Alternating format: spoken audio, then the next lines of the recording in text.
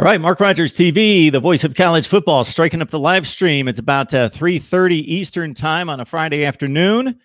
I think it's hot and sunny everywhere. At least it is here in Connecticut. And if it's this hot, pushing 100 degrees tomorrow, I think it's got to be just about the same everywhere in the country. But I'm not complaining.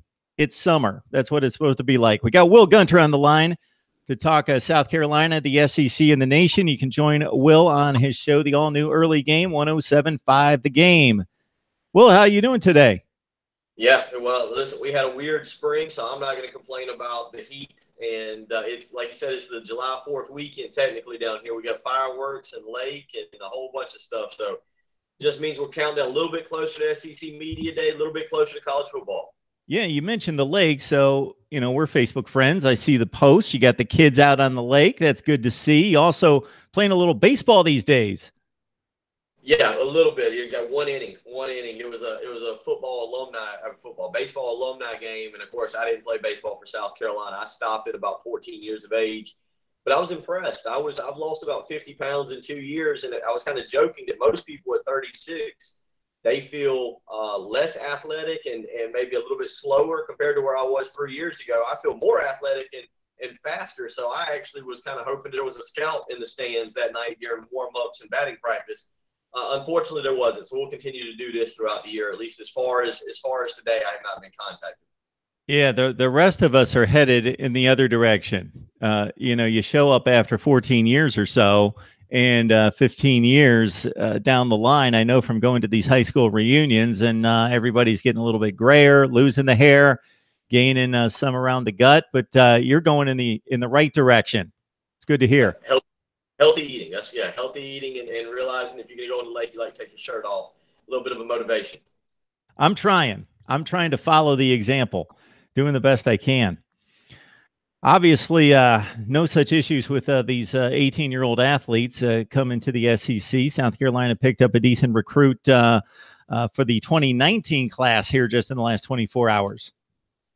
South Carolina rounds out what we assume will be their wide receiving class with the addition of Kaveon Mullins, a 6'4", 215-pound athlete out of the Memphis, Tennessee area. Was originally committed to Memphis, and then kind of saw his stock blow up. He narrowed it down to Memphis, Georgia, Louisville, and South Carolina before eliminating Georgia and really just coming down to Memphis and South Carolina. And yesterday on June 29th, or I guess today's June 29th, on June 28th, he pulled the trigger at the Rivals 5-Star Challenge in Atlanta and committed to South Carolina, something that was not unexpected. We knew it would probably happen at some time this month. It was a matter of when, not if. And he actually did it with his most likely future quarterback standing next to him, Ryan Holinsky, who had made the trip from California and helped recruit Kaveon Mullins. But again, a guy who will be very similar in stature, in size to Alshon Jeffrey. Now, can he live up to that kind of status? We'll see. But again, you're talking about a bigger, more physical wide receiver. He is capable of playing safety. He's capable of playing outside linebacker. But again, I think you look at what Brian McClendon continues to do, what Will Muschamp wants his offense to be. They've done a great job of mixing and matching kind of the smaller, speedier wide receivers to go along with the big physical guys. You see guys like Ortre Smith at 6'4", 225, 230. You see guys now like Kaveon Mullins, who's 6'4", 230. In the last class you saw, or 2 classes ago, you saw Shi Smith. You saw Josh Vann in the previous class. You see Jamario Holly, another 4-star wide receiver that will join the roster in the next class. And so a lot of credit goes to Brian McClendon for revamping not only the wide receiving class, but also the offensive class as a whole. And then kudos to Bobby Bentley. Bobby Bentley is quickly turning into one of the deadliest recruiters in the Southeast. He goes into the state of Tennessee again and plucks out a 4-star prospect. Last year it was Maxwell Iyama from Tennessee, a 4-star offensive tackle. This year it's been Joseph Anderson, a 4-star defensive end, and Kaveon Mullins, a 4-star defensive end. Excuse me, a 4-star wide receiver. So Bobby Bentley may be one of the most underrated recruiters in the Southeastern Conference. That's likely to change pretty quickly. So fans always like to see who else is going after the kid that they just either had commit or signed on signing day, just to make sure, hey, if some really good teams are going after this guy, then I can feel comfortable that my team just got the commitment or the signing. So we've got Memphis, Cincinnati, Florida State, Georgia, Louisville, Mississippi State, Mizzou, Ole Miss, Southern Miss, Arkansas, Tennessee on the docket. So about half the SEC and a Florida State there. So got to feel good about taking in what 247 says is the 16th rated athlete in the country, the number 12 prospect in the state of Tennessee, which isn't on that first line, of course, but much better high school football being played in Tennessee these days over the last 10 years or so than what we've seen in previous years, where Tennessee had to go outside the state to stay competitive in the SEC. So, man, I got to ask you, Will, we rated the top 5 wide receivers in the SEC the other night. Would love to give your take on what Deebo Samuel is going to mean to this offense. I don't know if that he's the best wide receiver in the SEC, but I got to think that he's the most important to any offense in the conference.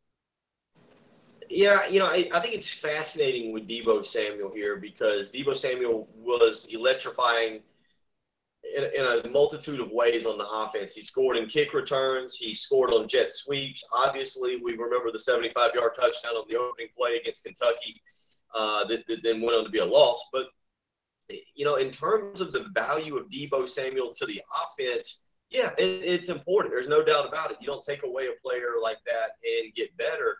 But South Carolina has some very talented wide receivers. Bryant Edwards has over 100 catches through 2 years of his career.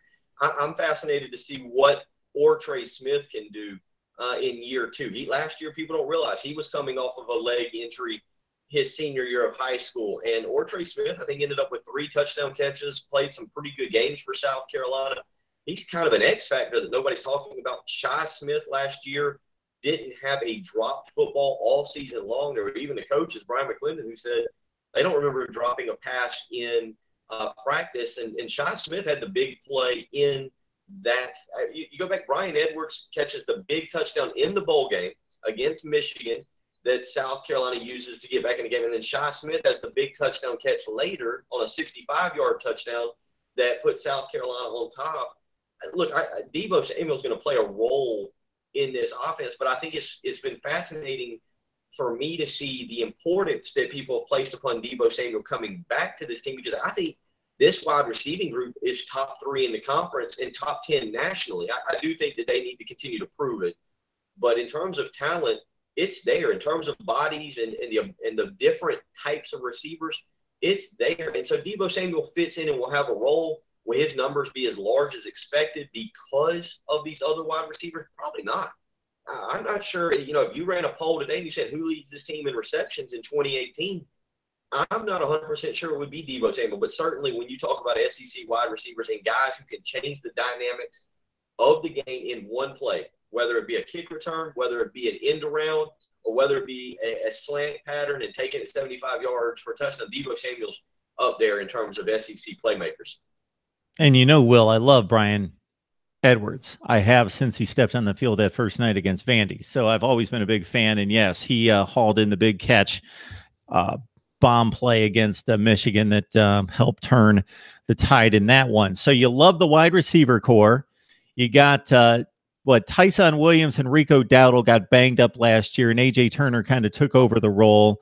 Those 3 guys are all coming back, right? So you're locked pretty solid at running back. Yeah, again, you mentioned obviously Rico Dowdle and Tyson Williams are the bigger, more physical backs, guys who are 6 foot, over 210 pounds. I think would be what you would consider your prototypical 20 to 30 carry a game SEC running backs. And then AJ Turner last year stepped in when there was some injuries and Tyson Williams wasn't living up to the hype and living up to the billing and kind of carried the offense later in the season. Mon Denson is a guy that nobody's talked about kind of as the 4th running back who, again, is kind of a bowling ball, short yardage back, but he had a big touchdown run against Tennessee on a 3rd and 1 or 4th and 1 kind of up the middle that resulted in South Carolina getting on the board in that game. I think it was against Tennessee. Actually, it might have been against Florida. I know he had Mon Denson played a role, and they've got a kid that they love out of the state of Florida, Deshaun Fenwick. Remember that name, 6'2", about 225 pounds. This was a kid that, despite the fact that Georgia had James Cook and Zamir White committed two of the top 5 running backs in the country last year, they continued to pursue Deshaun Fenwick. He didn't go to many camps. He actually had an awful 40 time leading into his, or right after his junior year to camp, ran about a 4.8. People kind of wrote him off. But this was considered one of the top backs, a very underrated back, enrolled early. Deshaun Fenwick is a name that is buzzing down around those summer workouts and could be a guy that slips in there and takes some carries away from some of these other running backs if they don't work hard over these next 60 days leading up to that first game. Mark Rogers TV, the voice of college football, breaking down the game we love, college football, with SEC Media Days just about 2.5 weeks away. Some people are jumping on the live chat right now. Will, we should do a better job of introducing you. This is what happens when I do the live stream. It takes some folks some time to filter in, so everybody's asking, who's your guest? Who is this guy? You got Will Gunter from the all-new early game, 107.5 The Game in South Carolina, right there in Columbia. Will's been joining me for a number of years. We had a weekly deal going during the college football season. Hopefully we can do that again to talk South Carolina, and Will's got it covered in regards to the SEC, and he loves college football just like me, so he'll kick it around anywhere in the country, and we'll go through the SEC and the nation here coming up. So Will, if the running back position is stable and the wide receivers are really, really good, and the offensive line, the quarterback, where can we expect? Because the offense wasn't anything past marginal last season. Who are we going to blame? And where's the key here? It comes down to the play calling. It comes down to Brian McClendon and Dan Werner. Dan Werner, the big new addition at quarterbacks coach, and he's not co-offensive coordinator in title, but there's no doubt from people that I've talked with, Dan Werner will have a role in game planning and helping on game days as Brian McClendon spends his first year actually calling plays from the booth. Dan Werner's been at Miami the first part of this century, coaching guys like Ken Dorsey. He went on to a very stellar career at Mississippi with guys like Bo Wallace and even a year, I believe, with Chad Kelly. Dan Werner could be the missing piece for Will Muschamp, an experienced offensive mind who's been around the game for a while, who understands the nuances of the SEC and going against some of these defenses. He left Ole Miss. He's had a family situation. It's kind of tragic. His wife passed away. He's been raising his children on his own. If you know anything about college football coaches, you know that is quite a dynamic, trying to raise 2 children by yourself after the loss of a spouse. He ended up parting ways with Mississippi and Hugh Freeze and spent the last year at Alabama as one of their off-the-field analyst roles. He's back into his coaching, his quarterback recruiting. He's a big reason they've landed Dan Werner. But the bottom line in all this, the offensive line is in place. The wide receivers are in place. The quarterback in Jake Bentley is in place and does need to make some strides, but is in place. The running backs are in place. The bottom line in all this is there are no excuses. South Carolina should have no worse than a top 50 offense in 2018. If they don't, then we look directly at the head football coach, whether it's him limiting what Brian McClendon can do or him making the hire. It simply comes down to Will Muschamp this year, because in terms of talent on the football field, this is the best group, the best collection of talent he's had ever as a head football coach. He's got the best quarterback. He's got the best core receivers. He's got the best running back. It's a very good offensive line.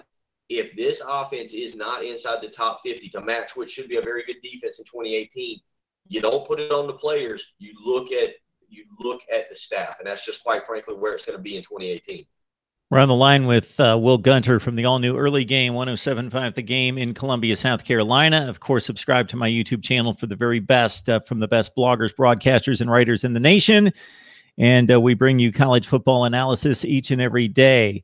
And somebody made a comment on the live chat, Will, about Deebo Samuel, and it's similar to what you were just talking about a few minutes ago, because I think unless people are South Carolina fans, they just watch the SEC and watch the best games, or they're national fans like somebody else outside the conference, and they just watch the big games.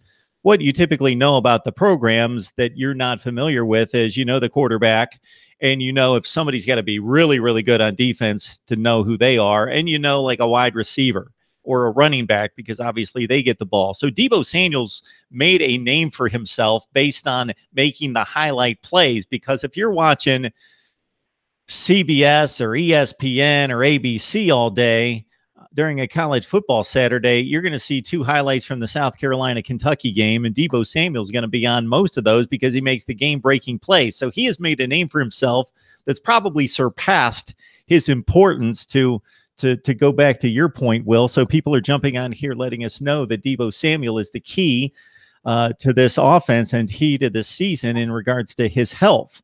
And that's not necessarily the case. I do think he's an extremely important cog in terms of that game-breaking ability and doing it in a number of facets on the field and obviously in special teams. But it's a little bit overplayed. Maybe. I mean, look, again, he is a game breaker. There's zero doubt about that. But he does it, as you mentioned, in a multitude of ways. Two of those highlights last year were returning the opening kickoff against North Carolina State on the opening play of the season for South Carolina, and that set the tone. Now, in that game, he had a one-handed touchdown catch that, look, you put up there with most plays for play of the year. But in the Missouri game, trailing 10-0, Deebo Samuel runs the kickback, and they makes it 10-7. And on the next play, Jamias Williams intercepts a pass. Deebo Samuel gets it on the first play of an end around and runs in for a touchdown. And it's 14-10. And okay, Deebo Samuel scored 2 touchdowns. Not a single one comes from receiving. And look, the young man is going to play a vital role. I was talking to somebody the other day, and the question was posed to me: will Coastal Carolina kick to him on whenever they kick? If South Carolina wins the toss and takes the ball, will Coastal Carolina kick to Deebo Samuel? My guess is no. That would be stupid. It would be ridiculous because he is a threat. But in the passing game, we'll see how big of a role. Look, he's going to have a role. Let's not pretend like Deebo Samuel is going to finish the season with 20 or 25 catches. He's going to be close to the 50-catch mark. But I also think people are kind of sleeping on other guys like Shi Smith, like Trey Smith. Again, Brian Edwards has been very good. You're going to have a guy like Josh Vann come in that was recruited heavily by Georgia, and a lot of schools wanted. It's going to be an interesting dynamic for Brian McClendon trying to find roles and fit all these guys in. Hey, Will, we look so forward to college football. It's just the best time of year. We love the game. What kind of concerns me, among other things, I don't like the playoff format. I don't like the scheduling, and people that watch me listen to me rant about that all the time. But when I look at what are obviously the 3 best conferences in college football, and if anyone from the Big 12 or the Pac-12 wants to argue that, I think it's difficult to make a distinction between the SEC, the Big 10, and the ACC. That's a good fight. That's a good argument. They are the 3 best conferences. What concerns me or makes it a bit stale for me going into the season is Alabama, Georgia, Clemson, Miami, Ohio State, Wisconsin. Those seem to be the chalk division winners and championship game matchups for December, and we're sitting here in June. Do you see any deviation from that, and does that make it a little bit boring going into the season? No, you always have surprises. I mean, Washington and Jake Browning came out of nowhere 2 years ago. Georgia and Jake Fromm kind of came out of nowhere. And Georgia was so interesting last year because we're talking about Georgia and Jake Easton, and it ended up being Jake Fromm. You know, you mentioned Ohio State. I think that's the mentality, though. But what about Penn State? What are we going to talk about with Penn State? And this, I know they lost Saquon Barkley. I do like what James Franklin has done up there and what Penn State could be. Michigan's due. I mean, Jim Harbaugh is a good coach. He is a good coach. Has he been subpar compared to the hype, compared to the expectations? Yeah, he's been subpar compared to those. But Michigan has been kind of in a funk. But if they get Shea Patterson and he performs up to par, maybe this is a different Michigan team. You know the defense is going to be there, regardless of losses there across the back or across that 11. On defense, you know Michigan's going to go out there and play defense. Can their offense match their defense? And really a similar question to what I'm dealing with down here at South Carolina with can the offense match the defense? So you look at it, that situation. Willie Taggart in his first year at Florida State, DeAndre Francois is back. Clemson's defensive line is second to none in the country. There is zero doubt about that.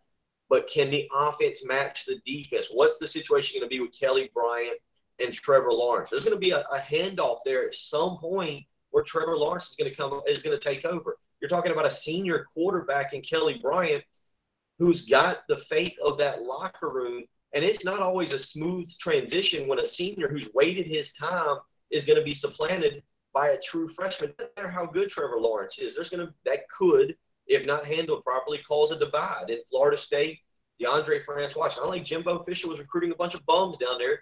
Cam Akers is still a big-time running back that can help Willie Taggart in his first year. There's talented wide receivers. The defense has some players. I know last year was an absolute bomb and a dud for Florida State, but it's not because of a lack of talent. DeAndre Francois is back. Cam Akers is back. So Florida State's right there. You know, you look across the board. Tom Herman in year 2 at Texas. Has he finally got the things in place with Sam Ehlinger? Is Ehlinger the guy? Can they supplant Oklahoma, who now must have life after Baker Mayfield? And what's Kyler Murray's status now dealing with the Oakland A's and trying to be a quarterback? Is Austin Kendall maybe a guy that could step in if something happens to Kyler Murray? And I think the Pac-12 is wide open. Certainly you lean toward Washington and Jay Browning. But, again, I think that conference is as fascinating as any of them. And so when you look across the board, yeah, the easy picks are to just look up at Ohio State and go, okay, well, Dwayne Haskins will be the quarterback, and that thing will roll better than it did with J.T. Barrett. But Penn State's there. It's easy to look at Clemson and say, well, Florida State's there, or, you know, to say Clemson's defensive line is head and shoulders above everybody else, it won't be a problem. Florida State is there. Miami's there, too. Let's not forget about Miami and what challenge they could pose. And then in the SEC, what is Auburn in Jarrett Stidham's second year? What is Alabama trying to do with this quarterback situation? Can Jimbo Fisher ignite what is an ultra-talented Texas A&M team? Yeah, it's easy to go in and pick out the big names, but there's a lot more storylines there that I think it may make 2018 very fascinating. So I am fascinated with Michigan. I think the criticism of Jim Harbaugh is a little bit overstated because it's not like it's been going downhill for 3 years. It's not like Brett Bielema situation or Butch Jones that they took the program to a certain place and couldn't get past, and then they hit a snag, and then it just went downhill in about a year and a half. And that's basically what happened to those two guys. They had bad endings to a season, then they had a bad season, then they were out. Jim Harbaugh took over a 5-win team and made them a 10-win, then a 10-win team, and finished in the top 10 the first 2 years. So he's had one season below expectation, 8-4 bowl loss, 8-5. So one mulligan, one break. I know that he hasn't beaten Ohio State, but he came that close to doing it 2 years ago, and he would have been in the Big Ten championship game playing for a college football playoff. And I know those are ifs, but still he had the team in place to do it. And maybe some officials played against it.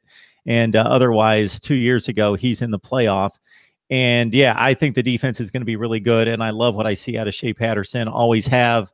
I think he's a guy that's not a guy that's going to run around and make silly plays, but he has that ability to make the defense look silly. But he's a throw first, play within the system guy, but can break, contain, and make plays when it's necessary. And so I think Michigan is a wild card. Their schedule's brutal, but I think they're a wild card. I agree with Penn State. They've got the best quarterback in the conference in Trace McSorley, but lose a lot with Saquon Barkley and others moving on to the next level. Yeah, you mentioned Texas, Oregon. I think those teams are really wild cards. If I'm going to go the dark horse route, it's probably going to be Texas going to the playoffs, and maybe Oregon. Washington's the conventional pick there, along with maybe Stanford challenging in the Pac-12 North. Yeah, you know, again, as we sit here on June 18th, if you asked me for a college football Final Four today, I would give you Washington. I think it's got the easiest path. I would give you Auburn. I don't, you know, the two that I don't know in terms of conference, and I would probably give you Clemson. There's too much. The defense wins championships. So I'll give you Clemson. Those are Auburn, Clemson, and Washington. So the fourth spot to me comes down to the Big Ten or the Big 12. I don't know enough about Texas and Tom Herman yet to decide. I feel like that's going to be Texas or Oklahoma, but you always get something funny in that conference. You never know. Bill Snyder pulls some kind of weird rabbit out of his hat in Kansas State's. We don't pay attention, and they're 10-0 in late November, and you're wondering it's boring football, and it's in Manhattan, Kansas, and nobody cares. But they're 10-0. Them in Iowa, they always do that. That's kind of just feels like that's what they do. But what is Texas? What is Oklahoma? Oklahoma, new quarterback, new situation. All right, Lincoln Riley, you looked fantastic in the first year with everything that Bob Stoops left you. Are you really the next golden child, or are you Larry Coker and inherited a phenomenal situation with a phenomenal quarterback? is Tom Herman really the next golden child that we thought he was at Houston with Sam? Now he's got Sam Ellinger. Maybe Shane Buechele is the guy this year. Again, there is talent there. We know Texas has players on that roster. So who comes out of the Big 12? And then going back to the Big 10, one thing we never do, don't ever count out Wisconsin. They're there. They're going to be there. Penn State, you mentioned Trace McSorley. Dwayne Haskins takes over at Ohio State, but Urban Meyer has recruited like a madman since he's been there. That roster does not lack talent. And again, if Michigan gets Shea Patterson up and running and that defense plays like it has despite that schedule, who knows? So I would have Washington.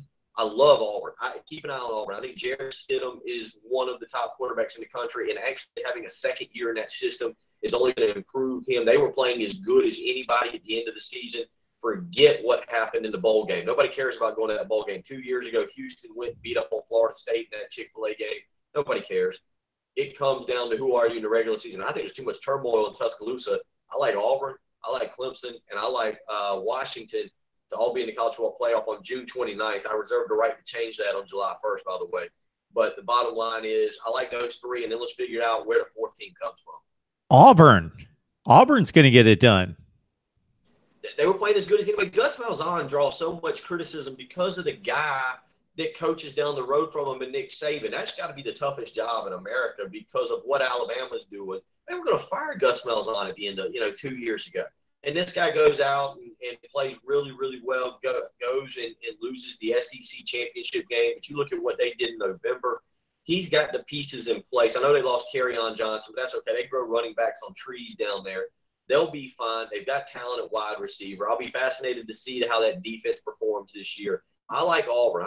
I'm a little bit higher on Auburn than probably some people because of the way they're performing in the regular season at the end of the year, and then getting Jarrett Stidham back, who I think is poised for a massive breakout season in 2018. Yeah, Auburn was off the radar for a few years as a 3 to 5 loss team, and then they jumped back in obviously last year with a big 3-week span of beating number 1 Georgia, number 1 Alabama. Well, you get through those 2 games, and I know that they had the scrimmage game in between, but you got to back up those 2 with going to the SEC championship game. It's always tough to beat a really good team twice, especially in the span of 3 weeks. So that was a difficult assignment for the Auburn Tigers to get that done again and basically beat the number 1 team in the country 3 times in 4 weeks is basically what they were being asked to do. Whether it was Alabama, Georgia, 1A, 1B, whatever, they were asked to beat the number 1 team, arguably the best team in the country, 3 times in 4 weeks. That's difficult to do. No, it was. And look, again, they were a little beat up. Remember that championship game against Georgia? Kaveon Johnson wasn't 100%, but they've recruited well. They've got some people back. Cam Martin could be the running back. They've got a bunch of guys there that can step in. I'll be kind of fascinated. The defense has got to tweak itself, but they've got some veterans there. I mean, you look at their linebacking core is the starters should be all seniors. I like that for them. This is a very good group of football players. And again, you look at that Western Conference. I don't know what to make of Mississippi State with Joe Moorhead. I mean, that's another just fascinating team. I know people are kind of giving them a lot of love. LSU under Ed Orgeron just feels like a train wreck waiting to happen. You feel like that's heading for a 3-9. Now maybe they go 10-2, but you just feel like that's heading for a 3-9 or a 4-8. Ed Orgeron gets run out of there on a rail. Jimbo Fisher at Texas A&M. Auburn will have a difficult schedule. There's no doubt about it. But it feels like they're the most stable of any team in the West, and it's a talented team that's stable. So Bama's 2 issues last year was obviously they lost the Iron Bowl. Mississippi State had them on the ropes. What concerns me about making a prediction other than Bama is that those were both road games. And I think Mississippi State and Auburn are the 2 teams on Alabama's schedule that have a legitimate chance of beating them, but they're both in Tuscaloosa. And I'm not one of these guys that automatically says you win home games, you lose road games, but there is a big home field advantage in Tuscaloosa or in college football in general. And if Bama had to go on the road for those 2 games like they did last year, I would feel a little bit more confident picking against the Tide in the SEC West. Cash Boy D, one of our viewers here, mentioning that he thinks Washington's overrated, stated that after you made the Washington pick in the Pac-12. I think Will was making it very clear it's not necessarily that he's sold on Washington as being just this juggernaut great team. They are very good. They've got a veteran quarterback in Jake Brown. Miles Gaskin's one of the best running backs in the nation. They have one of the best offensive lines in the nation. They have a very stout defense. They're very good. He mentioned schedule. It's not a difficult conference.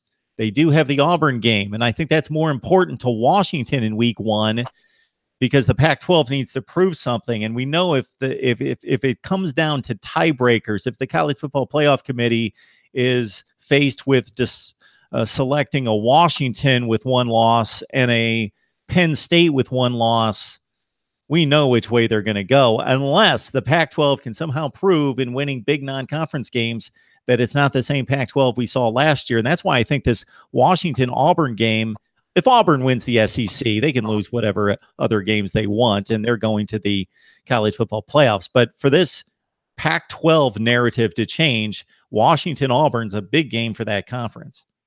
It's a big game for the narrative. If Washington can lose that game and run through the Pac-12, who else scares you in the Pac-12 right now? But they've got to go undefeated then.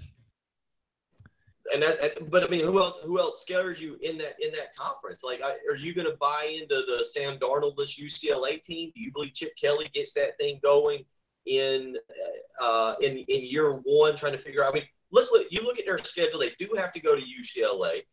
They do have to go to Oregon. They do have to go to Washington State, which I'm a Mike Leach fan at the end of the season for the Apple Cup. But you look at Washington's schedule, and again, who are you really going to buy into that knocks off this team? Herm Edwards and Arizona State? They easily, to me, the toughest game comes in week 3, possibly when you go to Utah. Now, that's the one you can't lose. You go to Utah in week 3, and it's tough to go to Rice-Eccles Stadium. It's always a weird environment. The game time for that has already been set. It's going to be a 10 o'clock Eastern time game, 7 o'clock West Coast time. Utah will wear those black uniforms, and Kyle Willingham will bring out all the stops. That's the dangerous game right there. But Washington's the better team. It comes down to schedule. To me, I think Washington's a top 15 team.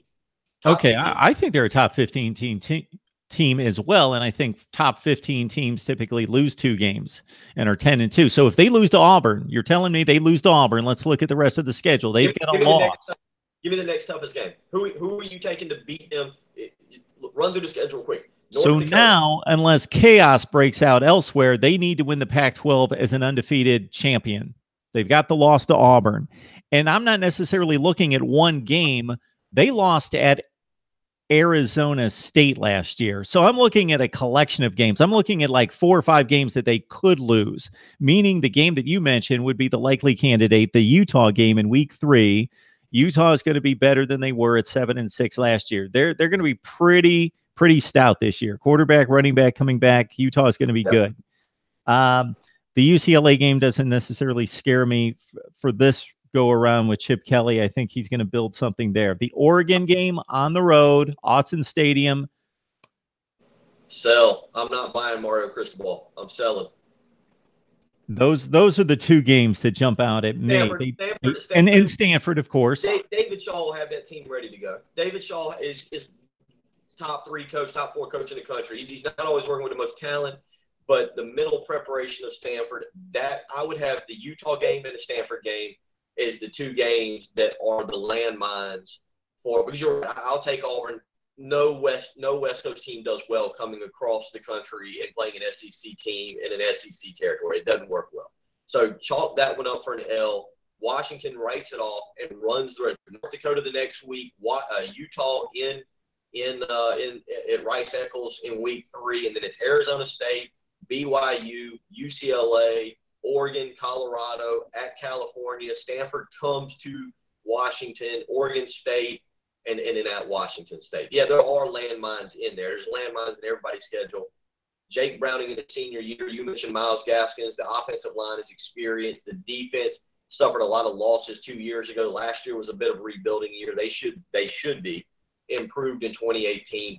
I'll take Washington because of that schedule, because I have the least amount of confidence in the Pac-12 with a top 15 team.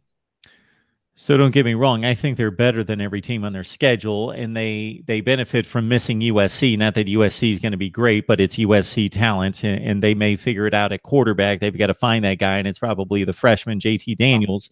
We may see a USC a la Sam Darnold in 2016 when they lost 3 games early, and then they just went on or lost, was it 2 or 3 games? They lost to Stanford. They got blown out by Alabama, lost to Stanford. Maybe it was just the 2 games. And then they went on a rampage. And once they got Darnold in there, and we may see something similar to that, they've got to go on the road to Texas and Stanford back-to-back weeks in September. So we may see USC leave September at 1-2 or 2-2. And then they get the freshman in there, JT Daniels, and maybe they take off, and they're a really good team at the end of the year, but out of it before that. And Washington doesn't have to play USC this season, so that obviously helps out the narrative. And to your point, Will, I actually picked Washington to go to the playoffs the year they went to the playoffs because the Pac-12 was down. They did lose to USC that year, but that was their only loss. They had nobody to play out of conference. They played Rutgers, so they had an easy schedule.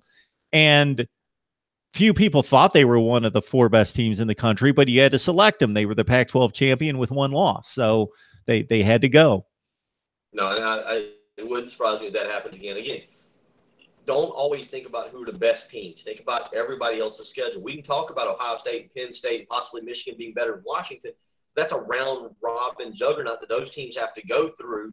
And then somebody's got to play Wisconsin, and going to Iowa, go there is difficult. Who knows what Nebraska is with Scott Frost in year 1. I mean, you throw in a couple of the landmines. And so, okay, all of a sudden, that's a different animal. You look at the SEC. Last year was a rare year. Okay? The SEC is not going to always get 2 teams in like they did. It was just a rare kind of one of those freak things because the Pac-12 and the Big 12, or excuse me, the Pac-12 and the Big 10 really couldn't take advantage of it. Look at the way the Big 10 ate itself last year with Ohio State, Penn State, and all those schools. I could see Washington being able to survive and advance. And then, again, you're trying to find the winner out of the Big 12 and the Big 10. So we got Will Gunter on the line from Columbia, South Carolina, the all-new early game at 107.5 The Game. And obviously you're inundated with South Carolina football, but you were talking some Clemson just a few minutes ago.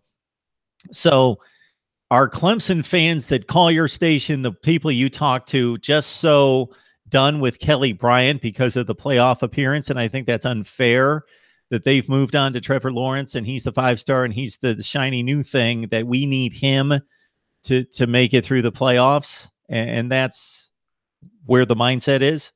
To an extent, yeah. But, I mean, everybody loves the backup quarterback. At South Carolina, halfway through last year, people were upset with Jake Bentley and were already calling for Kaveon Joyner, who was a senior in high school at the time. I had people calling our radio show and saying that Kaveon Joyner would arrive in the spring and go through spring practice and challenge Jake Bentley. Everybody loves the backup quarterback. When you talk about it being one of the top 2 or 3 prospects in the country who's 6'6", who can throw the ball and run the ball, and just everybody compares to one of the best quarterbacks to ever come out of the high school ranks.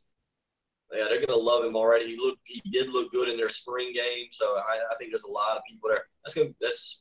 It's hard to envision Kelly Bryant not taking a lot of snaps against I think it's Furman. They opened the season. It's a cupcake game, but it's hard for them to envision Kelly Bryant not taking starting that game. The next week they're at Texas A&M. I would imagine Kelly Bryant gets to start there, but if something goes awry, Clemson drops a game, I got to imagine that hook's going to be real quick to Trevor Lawrence. Well, for as many times as we've talked, and the default way you go in terms of picking typically in the SEC is Bama's Bama. It's Nick Saban. It's the best roster in the country. It's fill in all the blanks of everything we've seen through the years. That's why I'm so stunned by the Auburn pick, because we saw Bama do what they did even when they were susceptible with defensive injuries late in the season, with Jalen Hurts being limited. They throw in 2 in the championship game. They get into the playoff. They're offered that opportunity, and they completely seize it. And the running game and the defense do what Bama does and just completely just shut down Clemson and make the miracle comeback against Georgia. And they're in prime position to return a quarterback, even though it's on paper still a battle in August. most people would consider Tua to be the guy, return a quarterback who not only has all this talent. And I was flipping around the other night, and I came across, it was either the SEC Network or ESPNU, or one of the channels was showing the Alabama Vandy highlights for some reason. And just to see Tua got into the game and was just throwing lasers all over the field. And I remembered, okay, we didn't know much about this guy going into the championship game, but he did throw like 75 passes during the season, meaningless passes, but you could see the arm talent. And they've got this guy back with that pressure situation now under his belt, and you're going with Auburn. It's a lot easier to keep a locker room together in the second half of a national championship game when everything's on the line than in week 2 when you got a quarterback issue. And when Jalen Hurts is, what is he, 20?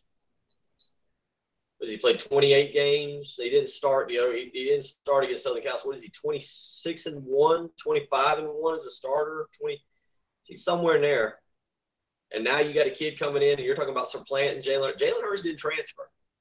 And so what happens in the opener against Louisville? Jalen Hurts comes out and throws for 300 yards and 3 touchdowns, and they romp over Louisville. Or you start splitting playing time.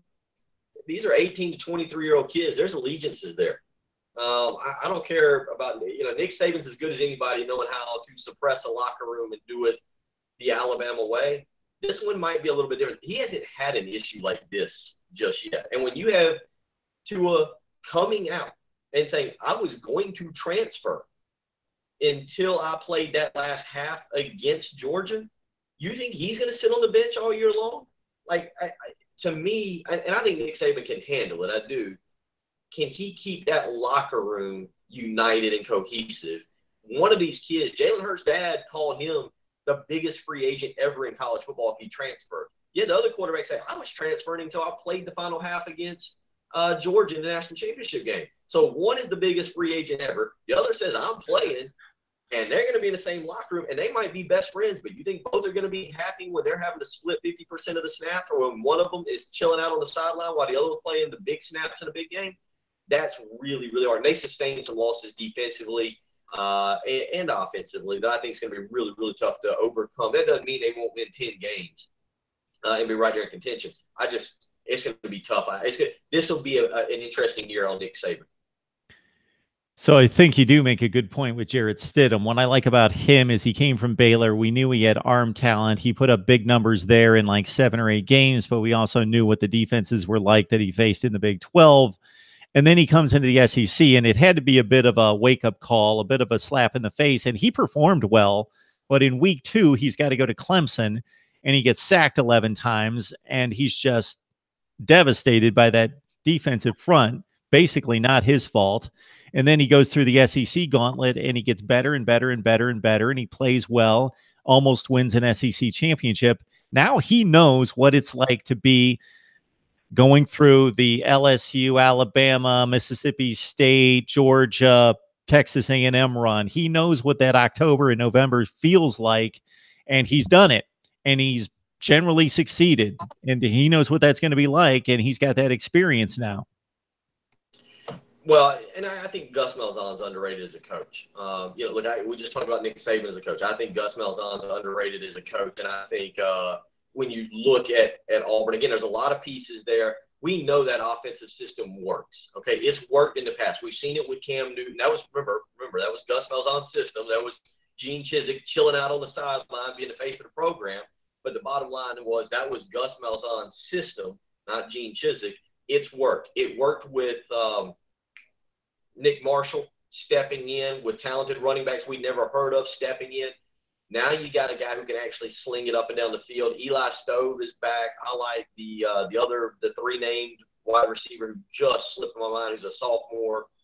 They got Ryan Davis, of course. Ryan Davis, but there's the other kid, and his name just completely all right. That one's going to bother me for a while. I've got to go to a concert. We're trying to remember his name the entire day here. But they've got Craig, Nate Myers. Yeah, I know who you're talking about. I'll find it here. Thank you. Yes, Craig Myers is the name of the wide receiver. Yep. They've got guys. They've got talented guys for Jarrett Stidham to hit. The running game will work. The offensive line is experienced. Just seems to be a better fit. And again, that schedule, it's going to be daunting. It's the SEC. you have a margin for error in the SEC. I don't think you have that in Pac-12 play. I don't know if you have that in Big Ten or Big 12 play, but you have it in the SEC. You're going to get the benefit of the doubt. The guy who made some of the biggest catches of the season in that upset of Georgia when the Bulldogs were #1 was Darius Slayton. So he's also on the field back as a junior this season as well. Yeah, Eli Stove caught 29, Slayton 29, Craig Myers 15 last year at 18 yards a catch and 3 touchdowns. Yeah, they're in good shape. And of course, Ryan Davis with 84 catches from the slot last year. They've got all sorts of options to go to in the passing game. All right, Will, we appreciate you breaking down the national scene, the SEC, and, of course, the South Carolina news of the day. Don't want to hold you up any longer. You enjoy the rest of another beautiful day during the summertime, and you got big plans tonight, and appreciate you stopping by. Always glad to. A lot of fun debating, and we'll get more into that Washington stuff. Like I said, I reserve the right. It's only June 29th. On July 1st, I can have a totally different college football playoff Final Four. So we'll get more into that as we roll along. Like you, I'm getting asked predictions each and every day, and I'm the type that I wait until like 11:45 in the morning on Saturday before the noon games to make my predictions. I do the same thing with the season. It's like Thursday afternoon before those games on Thursday night the first week, and I'm still mulling things over. So it's tough to pull the trigger. All right, Will, I'm probably going to stay on here for a few more minutes and wrap it up, but I didn't want to keep you too long. We're off to see Luke Bryant. Got to get up there and take his daughter. First concert she's ever been to. She's excited, so I gotta do the right thing and get her up there in time to check out Luke Bryant. Oh boy, that's an event. Yeah, first ever concert. Yeah, we all remember those. All right, Will, have a good one. You too. Take care. Thank you. Will Gunter from the all-new early game, 107.5 The Game there in Columbia, South Carolina, breaking down the Gamecocks as they bring in a talented commit from Whitehaven, Tennessee. It's just outside of Memphis. And also South Carolina football talk with Will concerning the offense and Deebo Samuel coming back, hopefully going to give a full season to South Carolina football after scoring 6 touchdowns in 3 games. And I'll stay on the line if there's anything else that you guys would like to discuss in college football. I have monitored the chat, and as you can hear, Will is a wealth of knowledge. His show is 107.5 The Game. It's weekday mornings there in Columbia, South Carolina, and used to join us each and every Friday, and maybe we'll have to set that up for him to talk South Carolina and the SEC this year. We got Panther Pro 22 on the line. Don't know what you guys are talking about. You're kicking around NHL and NBA teams here. And wondering if Nick Saban's going to retire anytime soon. Mr. Saban's about 63, I believe. That's my guess. Something like that. I would think that he's got 4 to 5 to 6 years left in him. He doesn't seem to be slowing down anytime soon, does he? So, want to remind everyone that we've got content provided for you each and every day.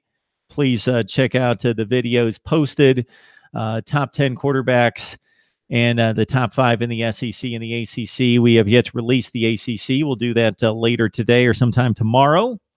And let's see who we've got on the docket. Alonzo1219 hopes to join me sometime tomorrow. Alex Galbraith, the gridiron expert, will join us tomorrow at 1 o'clock. So I will send out a post that will include my lineup and also the notifications for anything that I do the rest of today and Saturday on into Sunday. Still setting a lineup. I'm really not booking as many guests as I have over the last couple of years because I want to work more on some of the lists that you guys have presented to me. Top 10 in the nation at every position, top 5 in every conference, schedule rankings, Power 5, 68 all the way up to number 1. Dare I try to rank every team in the FBS, 130 all the way up to number 1.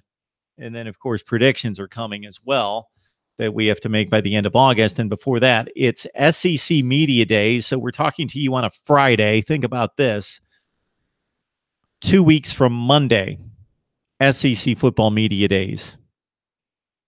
And then the Pac-12 and the Big 12 and the ACC and the Big 10. and we'll be attending the American Conference Media Days about a week later. I think that's July 23rd, which reminds me I've got to book my hotel for that.